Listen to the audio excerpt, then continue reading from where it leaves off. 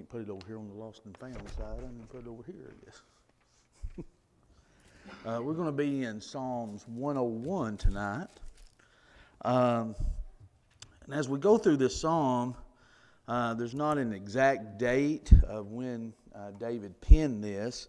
Many believe it was early in his reign, and based on some of the things that he says of what he's wanting to try to accomplish and try to do during that reign. As we go through this, I want us to think of ourselves, especially this time of year, is sometimes we tend to want to make resolutions as we come up to the new year. It almost seems like that's what David is doing here in this psalm. But we know he struggled with a lot of things. He didn't hold to some of the things that he even says in this psalms, but it doesn't mean that he shouldn't have. It doesn't mean that he shouldn't have made these things his goal, because we all fall short. Many times we don't want to try to do the right thing. We don't want to try to be the right thing because we're afraid we're going to fail. Well, we are going to fail in many things. We are going to fall short in many things. It doesn't mean that we shouldn't have these goals and want to pick ourselves up and try to do better in the future. And I think that's what David did here. But let's go through this psalm and have some discussion about it this evening. Starting Psalms verse 1, he says, I will sing of the mercy and justice to you, O Lord. I will sing praises. Now, when we think of the Psalms and we think of singing these praises to God, you notice here that David talks about mercy and justice, or some version says loving kindness and justice. And if you think of especially David starting his reign coming from Saul and all the turmoil that came with Saul, and starting this reign, he's thinking about, if you were in a position, and I think our government needs to read this psalm, especially when it comes to dealing with people and dealing with things of setting a certain standard. David knew this is how he needed to be. He needed to have loving kindness. He needed to have mercy. He needed to have justice. In order to have that, he had to go to the Supreme One who was perfect in mercy and perfect in justice. And he knew that he needed that for God. And he was going to sing praises to God for that loving mercy that God has. If you were in a... let's just say if we're putting this in terms of one of ourselves, and we're making our goal that, okay, here's what I want to be like in this upcoming year. I've looked over this last year. I've seen that I wasn't quite where I wanted to be. And do you think loving kindness and justice needs to be part of our character that we need to have in the new year? Why do you think that's important? Why do you think this was important to David? Can we, I'm speaking for myself, I can tend to be harsh with individuals. I can always think of the worst in somebody first before I go to the good. And then I may treat them as such before I get to the point of where I see the good in it. And sometimes that will cause maybe not to show as much mercy as we should, or it can affect our justice. Do you think it was important in David's position to have mercy and justice as a king? You think of the individuals that come before him and the things, and I think he's going to discuss this on down in the Psalms, about having that right frame of mind of how he views individuals. And I think this is a big part of that. You get a position, especially as the king can be here, and life or death, by just a word, someone can lose their life or someone can be pardoned. Do you think you have to have your head on straight and to understand the importance of mercy? You think David had to understand the mercy that God gave him and continue to give him before he could extend that to somebody else? That he had to look at the justice and the truth in which God provides and make sure that he does the same thing. I think it would be very important as a king, but I think it's also important when it comes to people in power, when it comes to our government, of how you treat individuals, but it also when it can trickle down to us when we're looking at our life and saying, okay, this is what I want to do, but before I can show this to someone else, I've got to recognize that is a very important part. Matter of fact, he said, I will sing your praises, and the praises about his mercy, praises about his justice. This is what was important to David. And I think when we go to God and we think about God, I think mercy needs to be a big part of it. If it wasn't for his mercy, we wouldn't have a chance, would it? And if it wasn't for his justice of showing us the truth, that we know it's going to be true justice, not just on appearance, not just what somebody else thinks we are, but it's absolutely what God knows that we are. Because he's the only one that truly knows us, doesn't he? So I think David counts on a lot of this when he comes. And notice what this leads into. Look in verse 2. He says, I will behave wisely in a perfect way. Oh, when will you come to me? I will walk within my house with a perfect heart. Now David says some pretty important things here. He says, I will behave wisely in a perfect way. When you think about what we want to strive to be, one, I want to walk wisely. I want to be informed as much as I can to take the path in which I'm supposed to take perfectly. But he says he's going to do this in a perfect way. And the way that he chooses is very important, isn't it? We make a choice on which path we're going to take. Matter of fact, Solomon, I think, got some maybe some cues from David. Notice what he says in Proverbs 4 and verse 26. He says, ponder the path of your feet and let all your ways be established. This is what we're supposed to do, isn't it? We need to ponder our way. We've got a choice. Which way am I going to take? David already said, this is how I want to be. I want to think about mercy. I want to think about loving kindness. I want to think about the justice of God. And I'm going to choose my path wisely and walk in that way perfectly. And the only way we can walk perfectly is walk in that perfect way. Because the way in which God provides for us is what makes us perfect. We can't be perfect, but David can be perfect walking in that way, can he? Now we can go to David's life and we can see all the things where he wasn't perfect, but that doesn't mean he's not living up to this. He can still strive to walk in that way, that perfect way that covers up a multitude of sin. We couldn't do it on our own, but we choose the path in which we do it. Solomon also talked about the way of destruction. He says, her feet go down to death, her steps lay hold of hell, lest you ponder her path of life, her ways are unstable, you do not know them. So there's a way in which we can choose that can be that way, that perfect way of truth and righteousness and mercy and justice, or that way of destruction.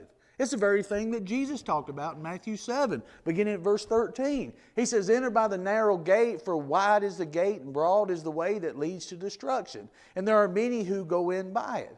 Because narrow is the gate and difficult is the way which leads to life, and there are few who find it. Now here's the problem when we're choosing this path. Here's the problem when we're trying to find that. Remember? The Bible tells us that God's Word is a lamp unto our feet and a light unto our path. So we have to have His Word to instruct us on which path to take. But if we don't go to His Word to know, when we look out here at the path, sometimes it's going to be easier to take that easier path, isn't it? Someone treats you badly. What's the easy thing to do? Treat them badly back. I've got the perfect pattern right in front of me. They're going to treat me like that. I'll treat them like that. What if you come up on something to where you have to make a choice? I can do this, which wouldn't be, it would be beneficial to me, but it wouldn't be exactly the right thing to do. But it's easier just to do it this way. It's easier not to make that effort to do something right. I've got another McDonald's example for this. I'm going to quit going to McDonald's. Or maybe not. It gives me more sermon material, I guess. But going through the drive-thru. I ordered something for breakfast. And as I was coming through, they gave me my food. I gave them $10 out of out of my shirt pocket. They give me change back. I put it in my shirt pocket. I go, and they end up giving me orange juice instead of a Diet Coke, and the Diet Coke issues that can go on there. So I just mentioned, I got a Diet Coke, and this lady just went berserk because she said, I don't know what to do. I said, well, I like orange juice too. I'll take the orange juice. That's fine. I was just needing a little caffeine, but no use to, lose your mind over it. We're okay. It's fine. Just give me the orange juice. I don't care if it costs a little more. I'll give you some more money for it. It's okay. I'll take the orange juice. Well, a lady comes up from behind, and she says, oh, I'm the one who did that. Just go ahead and take the orange juice, and I'll go ahead and make you a Diet Coke too. So I left there with a bag of food, orange juice and Diet Coke, and I go to work. I start looking in my shirt pocket, and they gave me back $9.30. So I paid 70 cents for everything they gave me. And so I'm thinking, okay, I was thinking, boy, this is a good deal. All the trouble I went through, that's no problem at all. So I later on in the day, I'm going to the health department to get a death certificate, and I'm passing McDonald's, and I thought, no, I can't do this. I've got to go give them some more money. So I go through you ever tried to go through drive-through and give them money? They were doing construction. You couldn't go in then, so I'm going through drive-through. They asked me if I'm using the app. No, quit asking me that because I don't use the apps. I don't use any apps, hardly. And so I tell them, I said, I need to give you some more money. I need to know how much this, and this is. By this time, it's lunch, and I'm talking breakfast, and they don't know what to do. But we're going through this, and I thought, it can't be this hard to give you some money, And I even told the lady that's speaking through the thing, I said, listen, I'm not going to lose my soul over $8. I need to give you some more money here, So I just drive all around the window, and I said, here, just take the 10. Somebody was shorting their register this morning, so just put the 10 beside the register. When they do something else, just take it. And she didn't know what to do. And I just told her, I said, take it home if you want to. I don't care. I just need to give you some more money. So I just gave them $10 and drove off. But the easy thing would have done, and I was thinking that, drive on by to the health department, don't even stop. It's not worth it. It's that was difficult to try to do, and it was irritating to do, and all this, but I just felt like I could not pass by without at least giving it some effort. And that's just something simple, but there's a lot of things that we make choices in life that it's easy to take the easy path. But that's why Jesus said it's a difficult path to life everlasting.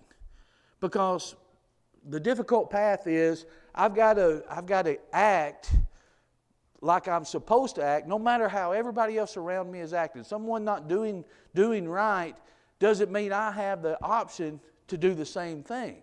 I still have to choose to do the right thing. I still have to choose to have mercy. I still have to choose to have loving kindness. I still have to choose to have justice. I still have to choose, okay, this may be an inconvenience for me in my day, but it's still the right thing to do.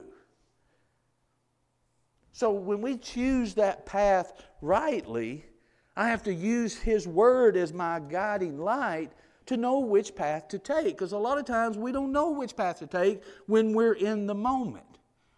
I've always, any teenage class I've ever taught since I've been teaching at all, I've always stressed, don't wait till you're in the moment of something to try to make the decision.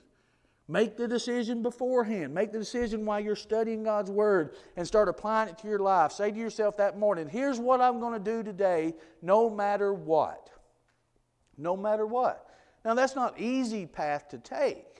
That's not the easy thing to do all the time. Sometimes it's easier to react to something. It's easier to make a decision on emotion and feelings and things of this nature. That's the easy path. The hard path is to be sober, to be vigilant, and know that your adversary, the devil, is walking around like a roaring lion seeking whom he may devour. That takes effort to do. It's easy just lay there and let him devour you and not do anything about it and just go on that easy path to destruction. That's the easy thing to do. But choose our path. And David says here's what I'm going to do. I will behave wisely in a perfect way.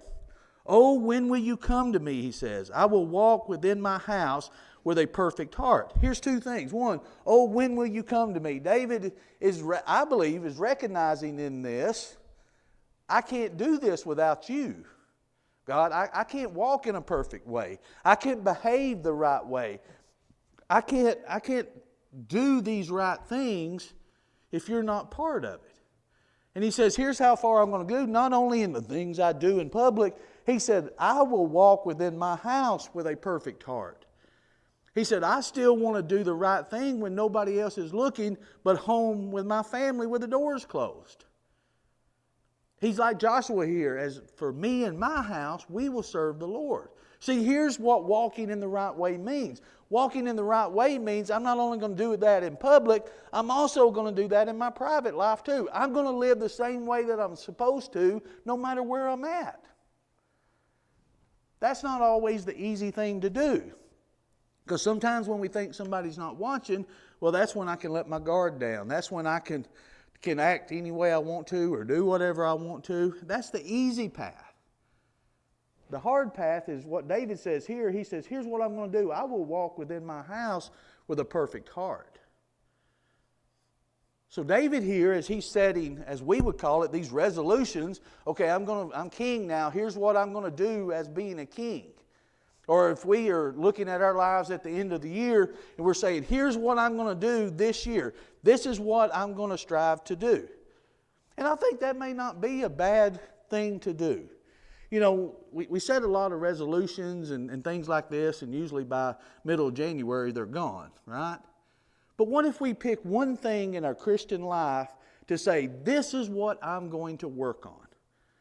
Instead of getting so overwhelmed and think we have to be perfect all the time, and because we forget to realize if we're walking in the light, His blood continues to make us that. And we get so overwhelmed with everything. What if we just say, okay, here's one area I know I struggle with, and I'm going to focus on that this year. I'm going to focus on treating people better. I'm going to focus on not listening and get involved in all the drama or gossip of whatever's going on at work or wherever I'm at. Or I'm going to pick this one thing. And you say, well, Ronald, you've got to live the whole Christian life. Well, absolutely. But when it comes to the works of the flesh, what if there's something there in Galatians I look at and say, yep, there's my issue. That's what I'm going to work at. Or look at the fruit of the Spirit and say, that's one part of the fruit of the Spirit that I don't do very well. So I'm going to choose to do this. I'm going to be kind, or I'm going to have more self-control, or whatever it is. Say, this is what I'm going. And I think that's what David is doing. He's saying, this is what I'm going to be.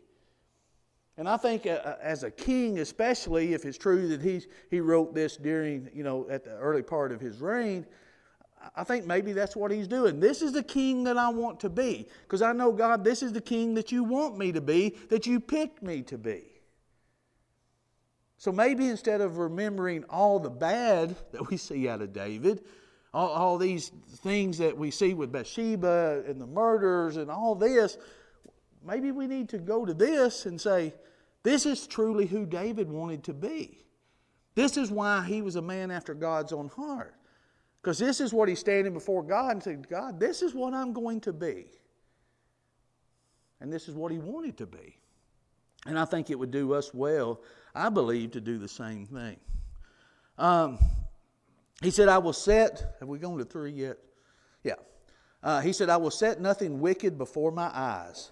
I hate the work of those who fall away. It shall not cling to me. Now notice, he said, I will set nothing wicked before my eyes. You know how he's going to walk in his household in a perfect way? You know how he's going to walk wisely in a perfect way in that path? You know how he's going to think about loving kindness and justice? You know how he's going to do that? He's going to do that by not setting anything wicked before his eyes. And I tell you, especially when young people or anybody else that's growing up now, I think that's harder and harder to do every day, isn't it? They got access to too much things that's readily available.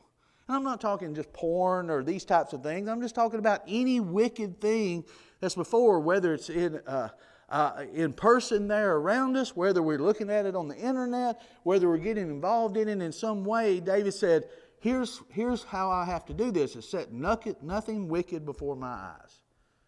So maybe that needs to be our resolution. We need to be saying the same thing. Okay, starting this year, I'm going to do a better job of not being around or participating or being complacent to the wicked that's going on around me. You know, I have a choice, don't I?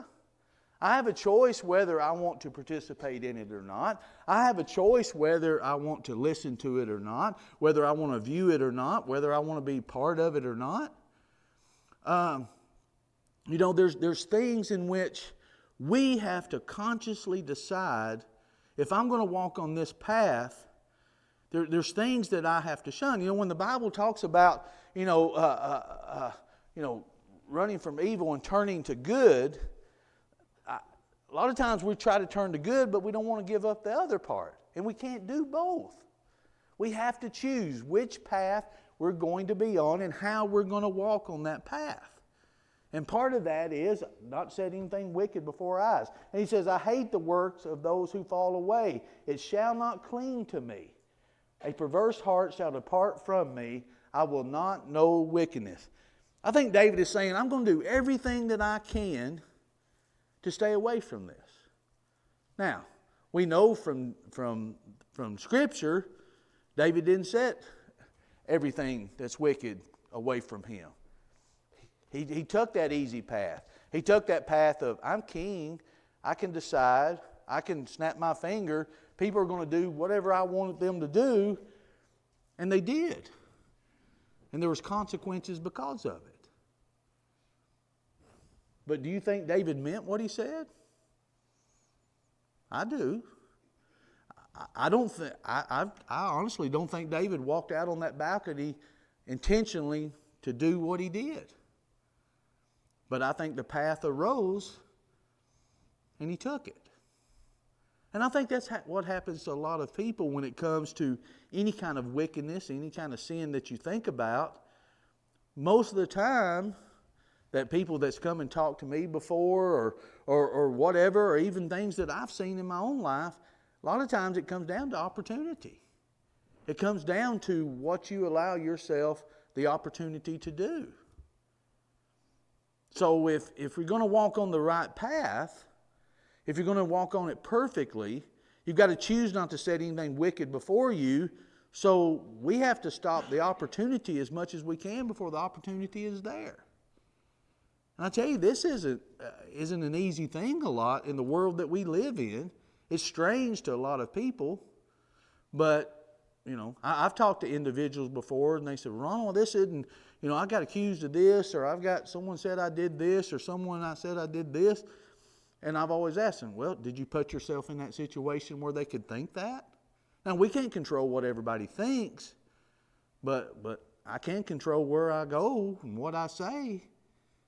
And that matters. You know, that matters a lot. And David says here, I won't put anything wicked before me. And he says, I hate the work of those who fall away.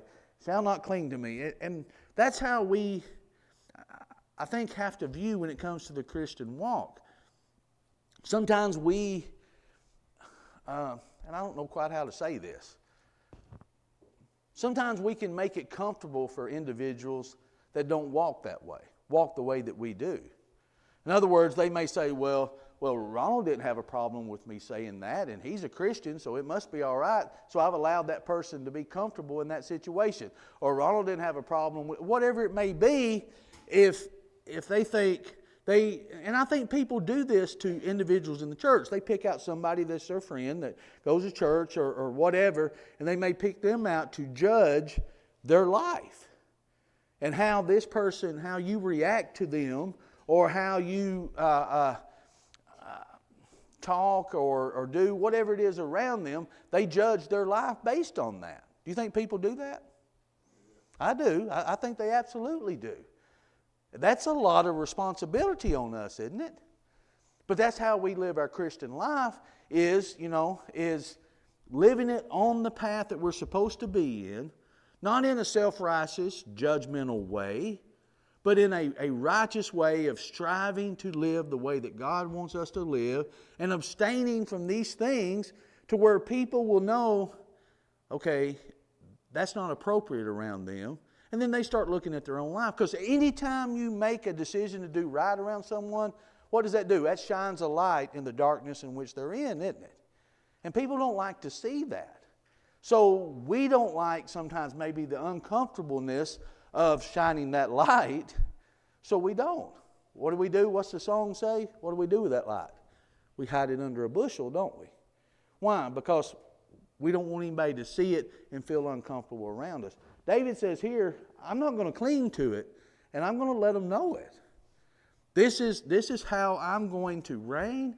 This is how I think he takes it publicly and private. And here's what he's saying he's going to do in both. And I think that's a lot that we could look at our own lives and say. And we all have things. You know, I think back on my days, you know, especially in the afternoons when I'm driving home, I'm thinking, you know, I probably shouldn't have said that this way. They probably took it as hateful or something. When I had something else on my mind and I was just real short, they may have took it this way. Or I should have said this because in that moment they were saying something that wasn't appropriate, and I didn't respond to it. I didn't do it this way because I wanted the easy path then. I didn't have time to get in that discussion, or I didn't want the awkwardness or whatever it is. Sometimes we find ourselves in these little situations during our life that we have to continue to make choices with.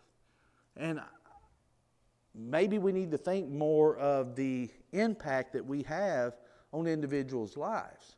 If I'm living this way, I may encourage someone else to live this way too, whether it's good or bad, because I think they're looking at us for that guidance, even if we don't think they are. Oh, well, thank you. Anybody else got any comments on this? It's, you know, you look at this, I look at it as David just saying, you know, this is what I want to be. This is how I want to live. And I think we all could say this, even in our moments when we fall short, you know, this is what I was striving for and I didn't hit this mark just yet. But we can be like Paul saying, I forget those things that's behind me, but reaching forward to those things that are ahead. And that's what we need to continue to strive for. Look at verse 4. He says, a perverse heart shall depart from me. I will not know wickedness. A perverse heart shall depart from me. I will not know wickedness. Now is there any way David cannot know of wickedness? I don't think there's any way we don't know of wickedness, is there? So is he saying here, I absolutely will know nothing about wickedness? Or is he saying it as we say in the biblical no way of, I'm not going to be in an intimate way with wickedness. I'm not going to be close to it. I'm not going to make my life a part of it. You know, it's like we say, there's a difference in sinning and living in sin. And I think that's the difference. I'm either a part of it or I'm living in this world and around it. And I think there's a difference in that. And if we're walking on that path trying to stay away from it, you know, I don't invite it in. You know, we can invite wickedness in our homes through our TVs, through our phones, through our radios, whatever it is. We can invite wickedness into our lives in a lot of different ways. But I can make the choice, again, I'm not going to know it that way. Wickedness is not going to be close to me. Wickedness is going to be something I'm trying to stay away from. And that should be our goal, is to do it. Verse 5, whoever secretly slanders his neighbor, him I will destroy. The one who has a haughty look and a proud heart, him I will not endure. Now look, David's in a position where, do you think anybody would ever come to him and want him to do something against their neighbor and come to him falsely with it as a king? Yeah, they would. And I think David is saying, I'm not going to put up with people like this. And the only way he can do that is if God is guiding him, he's really asking for wisdom. You know, I want the wisdom to be able to not do this. They're not going to come. I'm not going to be a crooked judge. It's not going to be a crooked court. I think that's what the main thing he's saying here. Myself, I think he's looking at his reign and how he's going to be. But we can be the same thing. There's things that if somebody comes to us, are we going to listen to it? Or are we going to condone it? Are we going to be that one that they say, I got to go tell Ronald this because he'll listen to me. And boy, he'll get involved in all of this drama. He'll get involved in all of these. You know, most of the problems that start in relationships, whether it's friendships or whatever it is, whether it comes to church, whether it comes to work, is because of this, isn't it? Because somebody listens to it, and they've already made some judgment based on what they listen to before they even know the truth about it. They don't have any idea what the true truth is. They've already picked sides. And before you know it, it becomes something bigger than what it should be.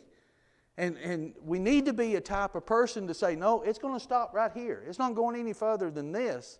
The wells run dry here. I don't need you coming to me and saying this.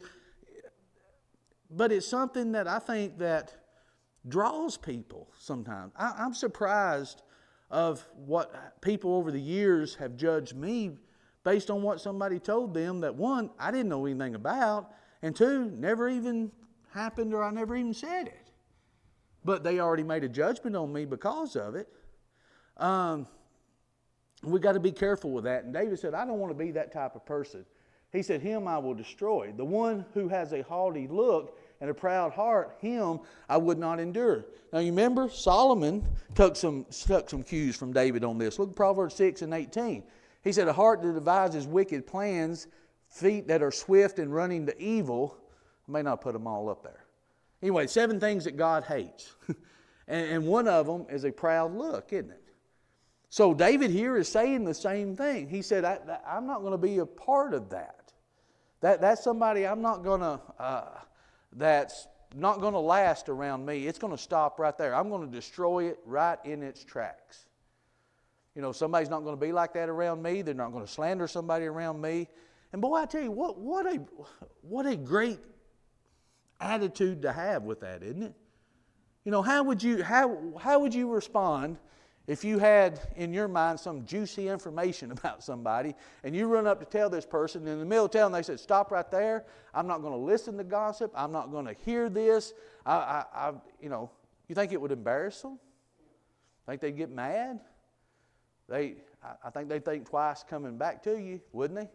I can remember going before the elders at a congregation and taking a person there, because for some reason, I'd go hold a gospel meeting at this one congregation, or I'd go to this other congregation, and this individual had been to this congregation and saying stuff. And it wasn't bad stuff. It was actually, quite honestly, they wanted the preaching job where I was at, so they were telling other people I were looking and wanted them to hire me.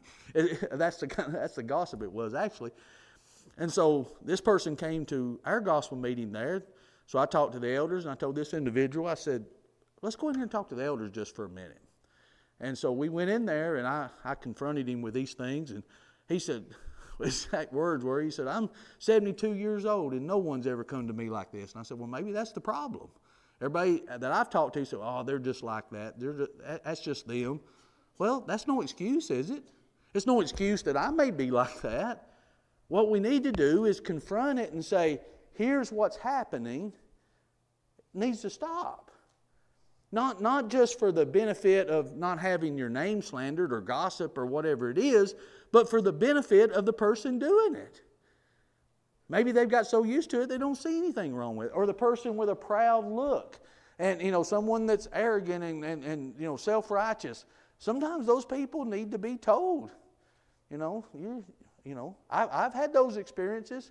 There's times that I thought I was the greatest thing since sliced bread. And I'd let people know it. And then I got knocked down quite a lot. Best thing that ever happened to me. We don't realize sometimes when we're trying to appease people, or we're trying not to create awkward situations or whatever it is, we really make things worse. And David says, I'm not going to be that type of person. I'm going to be different. Let's move on here. We're not going to get done.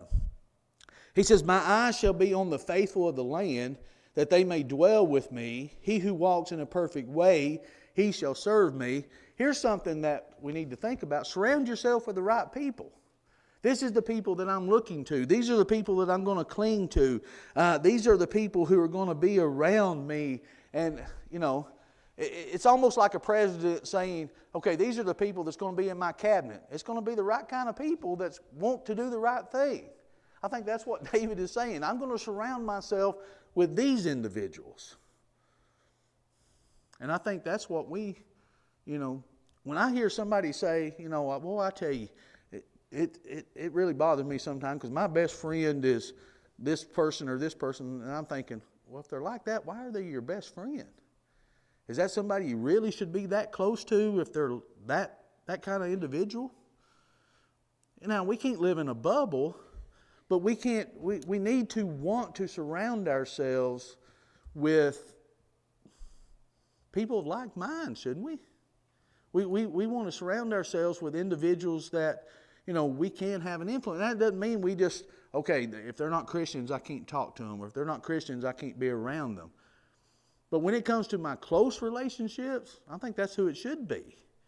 Or maybe that's not what I'm looking for of walking in that right path. I want somebody that can help me walk in that path. Where did we get to? 6 or 7? 7, yeah. He who works deceit shall not dwell within my house. He who tells lies shall not continue in my presence. Early I will destroy all the wicked of the land, that I may cut off all the evildoers from the city of the Lord. Sound like to me, if this is in his early part of his reign, David is saying, I want a clean house, and I want to make this a land, and I want to make my court a place that serves God, that follows God, that walks in the right path, that, I think he's trying to get off on the right foot here. I think he's trying to say, this is what I want it to be like. And what if all of us had that same mindset? To say, beginning this year, this is how I want to be. This is who I want to associate with. This is who I don't want to associate with. This is how I want to live my life. This is how I don't want to live my life. I'm the only one that can make that conscious effort to do that. No one else can make that for me. They may influence me if I let them, but they can't make that decision for me. It's like my mom always told me when I got in trouble, and I tried to blame it on a friend that, that friend didn't drop me off in time, or that. She always said, you made the choice. You made the choice to get in that car. You made the choice to do this that took it out of your control when you know this is what you were supposed to do. And I thought about that. It didn't stop me sometimes, but I did think about it when I was suffering the consequences of it, that, that's right. It was my choice. It was my choice to do this. It was my choice to surround myself with these individuals. It was my choice to do this. But it was also my choice to change that too. It's also my choice to be around these people or to do these things, to walk in this path. And it all comes down to that. David had a choice. And he says, this is what I want my choice to be. This is how I want to be, not only how I reign as a king, but how I am in my private life. And I think that's what we all should strive for. Any final thoughts on this psalm? I think when he's talking about destroying the wicked, the slanderers, I think his point is he's going to expose them. Expose them? Which is what you were talking about. Yeah. He destroys their reputation for one thing, because everybody knows they're slanderers. Mm-hmm. And it's pretty bad to be a slanderer. Yeah, that's right. I mean, and it's just like that one individual I was talking about. That was uncomfortable for me, to confront someone like that, especially that was supposed to, older than me and seemingly wiser and all these things. And I was young then, but it did make a difference when you bring these to light or expose these things. And it's gone the other way too. If we fall into that trap and someone does it to us, it can help us in those things. And I hope we can pay attention to this psalm and it can help us, especially in this upcoming year.